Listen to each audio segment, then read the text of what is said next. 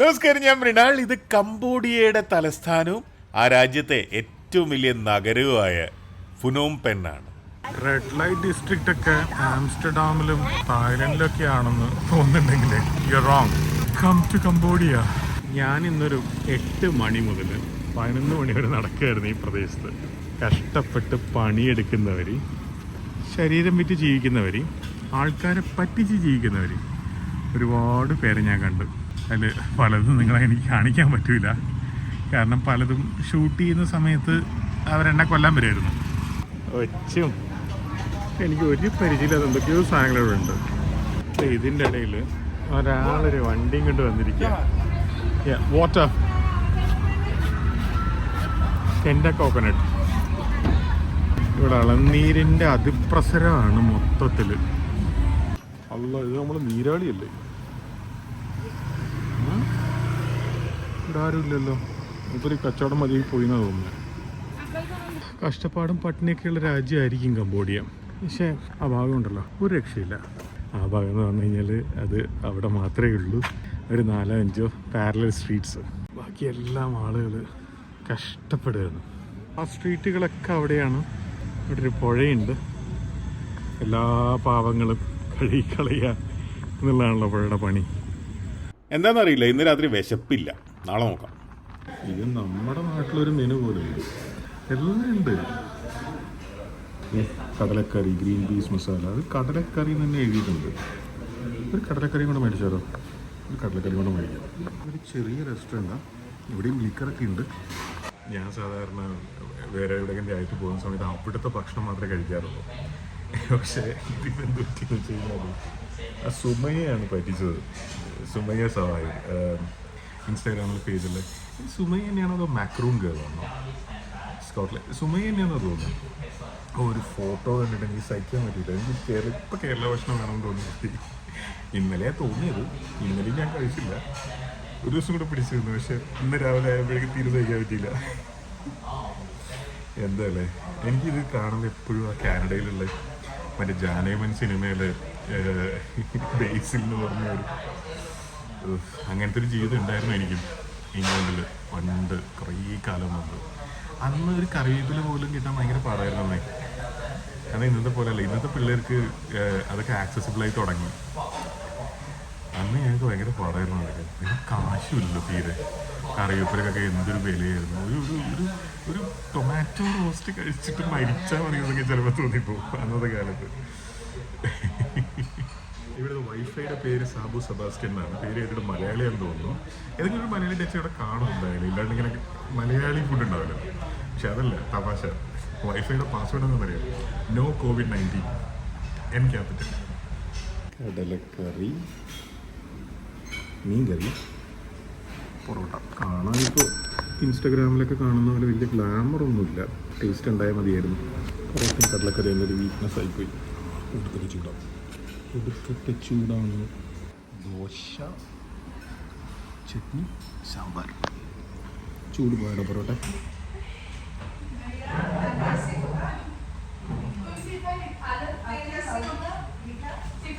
ഏത് ഭാഷ പറയുന്നു?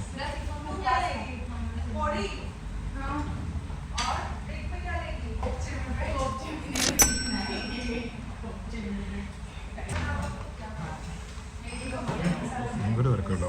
ഇന്ത്യയിൽ നിന്ന് വരുന്നൊരു പേടി പോലെ. ഇപ്പോൾ കണ്ടില്ല ഈ മറ്റേ ഇന്ത്യൻ പീനൽ കോഡിനെയൊക്കെ ഹിന്ദിയിലേക്ക് മാറ്റിയിട്ടൊരു സംഭവം കണ്ടില്ല. നമുക്ക് അതായത് നമ്മളെ വൈക്കം മുഹമ്മദ് ബഷീർ എഴുതി വെച്ചതും MT എഴുതി വെച്ചതൊക്കെ അടുത്ത തലമുറക്കും ഒക്കെ വായിക്കാൻ പറ്റണ്ടേ? നമ്മുടെ ലാംഗ്വേജൊക്കെ പ്രിസേർവ് ചെയ്യണ്ടേ? ഇവരെന്തിനായിരിക്കും ഹിന്ദി ഇങ്ങനെ അടിച്ചേൽപ്പിക്കുന്നത്? എന്താ ആവശ്യമുണ്ടോ? നമ്മൾ സൗത്ത് ഇന്ത്യക്കാരൊരിക്കലും ഹിന്ദി പഠിക്കാതിരിക്കുന്നൊന്നുമില്ലല്ലോ. അവരാണെങ്കിൽ നമ്മളെ ഭാഷയൊന്നും പഠിക്കുന്നുമില്ല. അവർക്ക് എന്താ ഒരു പ്രശ്നമുള്ളത്? ആവോ, മനുഷ്യന്മാരെത്ര വിധമല്ലേ. ഒരു രാജ്യത്തിൻ്റെ ഭരണാധികാരികൾ എന്നൊക്കെ പറയുമ്പോൾ ആ രാജ്യത്തെ എല്ലാവർക്കും വേണ്ടി ഭരിക്കട്ടെ.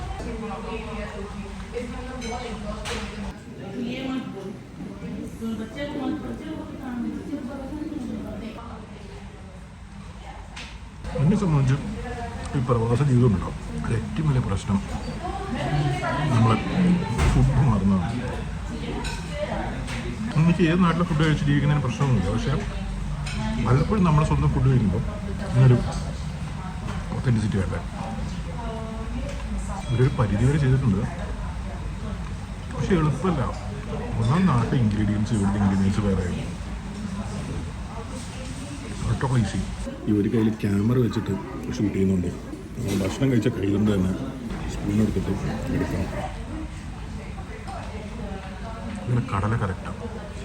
ബ്ലാക്ക് ചന തന്നെയാണ്, അങ്ങനെ വൈറ്റ് ചനയല്ല. വൈറ്റ് ചന വെച്ചിട്ട് കടലക്കറി ഉണ്ടാക്കിയ ടേബിളെല്ലാം ആളുടെ വളരെ കാമൻ പയറ്റായിരുന്നു റെസ്റ്റോറൻറ്റ്. അവർ 2 പേരും ഒന്നും ഇങ്ങനെ കുറേ ആൾക്കാരുണ്ട്. നല്ല രസമാണ്. ഒരു സ്ഥലകാലമൊന്നും നോക്കൂല, അവരുടെ രീതിയിലൊന്നും പെരുമാറും. ലോകത്തിലൊരു എക്സൈറ്റ്മെൻ്റ് ഒക്കെ വേണ്ടേ. നല്ല തടിയുള്ള വലിയ ദോശ ഒരെണ്ണം കഴിച്ചാൽ മതി.